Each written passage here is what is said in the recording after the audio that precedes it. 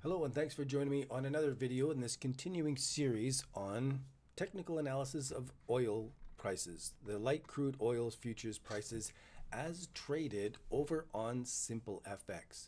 So I'm doing these videos because I believe in the little trader, I believe in Simple FX, and I believe that my trading system has a signal that I want to pay attention to for oil prices.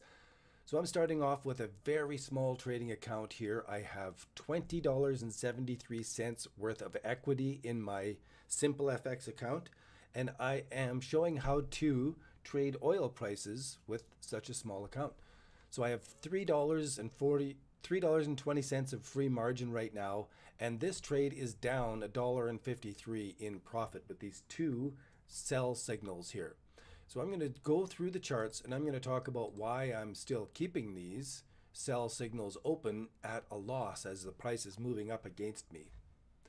So I'll go back to my older videos, the older videos I have published over here on Insider Finance Wire on Medium.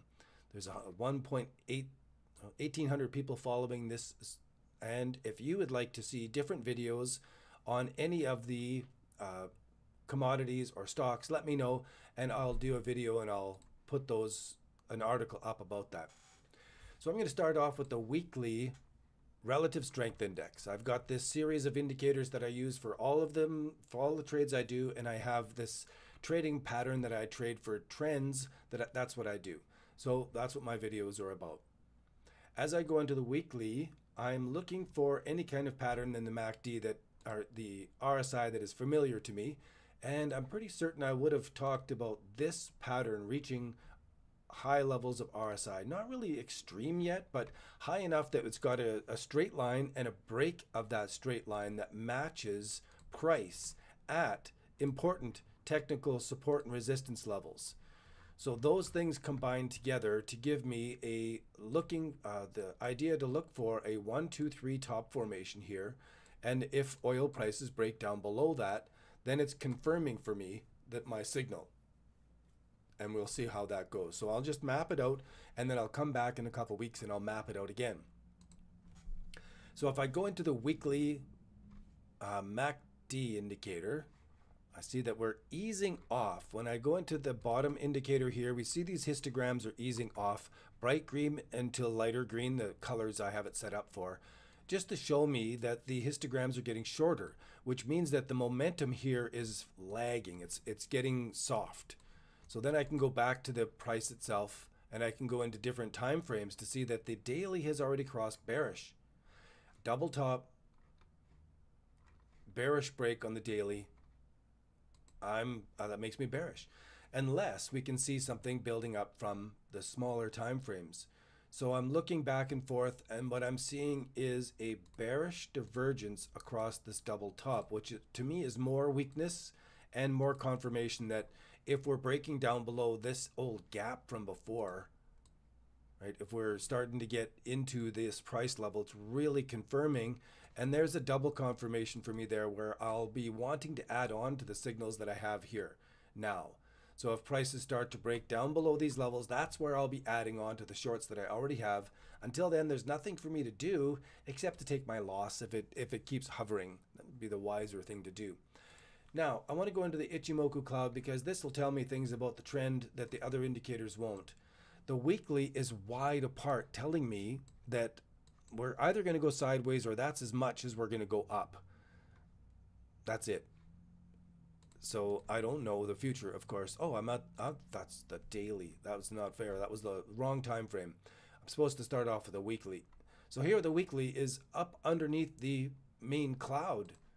So breaking down below this cloud and crossing is a major trend continuation sell signal that I'm actually looking for on the smaller time frames right now.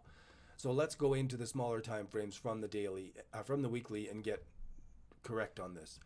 So the daily has made a parallel channel upward and broke that. The 12-hour has crossed the first of the bearish signs with the blue crossing below the red. And if we get into the cloud, that confirms it. And now I want to see it on the smaller time frames Going to the 4-hour time frame, it has already crossed bearish. It's underneath the cloud, and the blue line hasn't even crossed above the red yet to give us any kind of bullish hope on it yet. So it's still bearish underneath this, and so it's still bearish.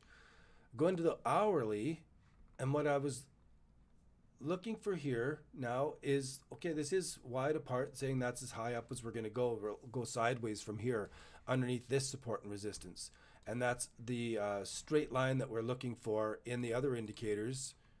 If I can draw a straight line here, that'd be helpful. So this is the straight line on the hourly time frame that I'm looking for in the RSI and the MACD. So breaking this on the RSI on the 1-hour time frame, breaking this on the MACD on the 1-hour time frame, all coordinate with the Ichimoku Cloud, what it's telling us here too. So now I want to confirm finally with the Bollinger Band, Bollinger Bands. Weekly, still looks bullish. Daily, hovering underneath the midline, that if it continues weekly underneath that midline, it would be bearish, and my eye goes across all of the support and resistance, and failing underneath here would be really important. And I do think that we're going to be heading down to the $60 range in oil prices because of everything else that's going on in the world. And I'm just zooming in now so that I can see where my indicators are actually telling me something. And no, not much. I'm waiting to see if we go inside or outside the third standard deviation anywhere, and not seeing it. Not seeing it, and really not pinching down much on the hourly. It's not till we get to the 15-minute, even then it's pinched and gone up above. So it's not confirming my bearish view until we start breaking this top formation here now on the small time frames. So until then, it's just just hold out and see what's going on next.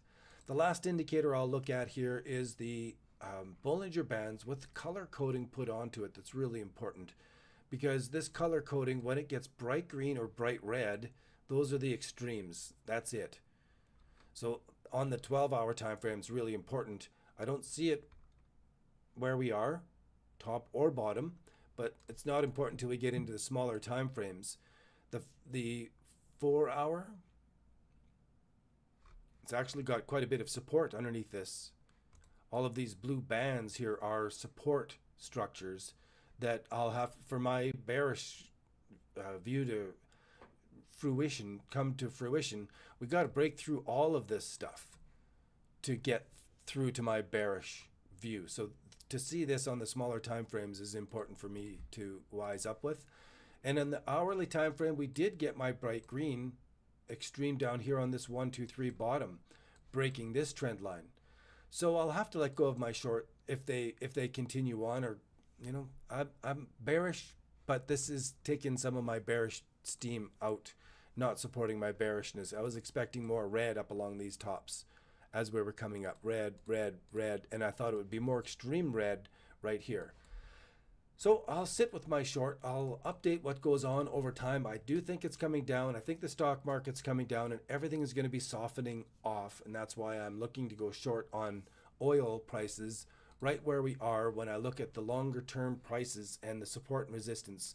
That's why I'm not letting go of this short. I'm giving it a little bit of room, and I can hold on to it because I am playing with $20, $21.35 now. Oh, oil's dropping. And my profit's only minus, I was only down $2 on that $20 trade. So when I'm trading small like this, I can play. Anybody can play and learn and practice how to trade. It's a skill, and it's worth practicing. It's great to demonstrate it on these small bits because anyone can do this.